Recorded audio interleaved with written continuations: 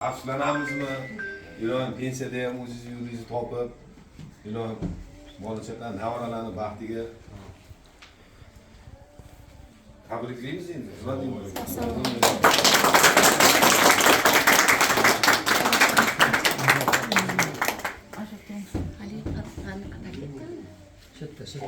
Onu oldu.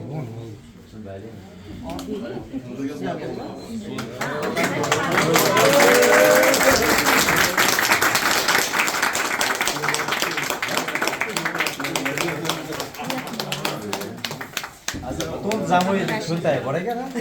Men ham tayyorlab qo'ydik. Dollarlarni eshitib yuradi. Pensiyalarni.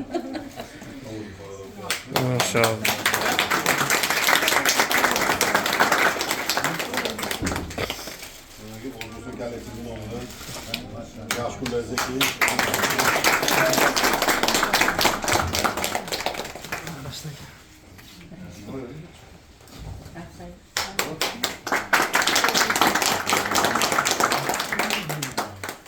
Endi Ma'mur akani tanishtirishda hech kimga hojat yo'q.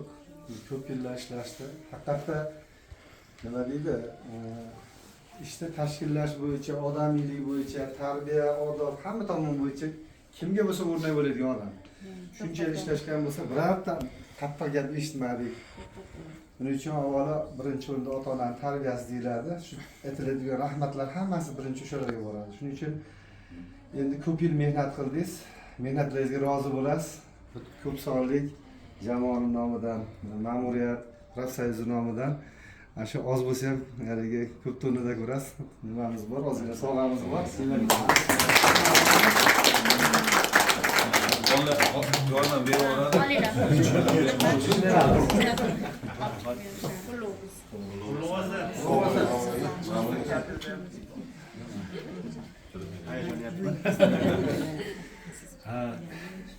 Yaxshi yomon gapirgan bo'lsam, hammalarga uzr so'rayman.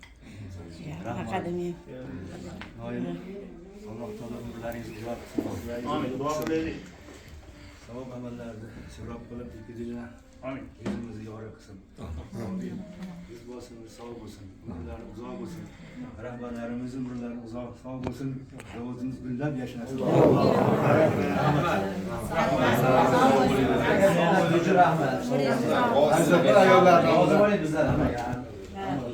Hamma gaplaringga qo'shilamiz. Ali Ma'mur aka instruksiya bo'yicha ishlagan odamni, hozir Madina opamga aytayotgandim. Hech qachon narusheniya qilmagan odam. Hamma narsani vaqtida, hamma narsani nima qilib aytmoqchilik haligi o'zini chiroyli xulqi bilan hammaga namuna bo'lib kelgan odamda. Shuning uchun iloyim sog' bo'lsinlar. Ular endi hojiga borib kelishdilar. Yaqinda kelishdi, 4 kun bo'ldi. Sog' bo'ling, salomat bo'ling.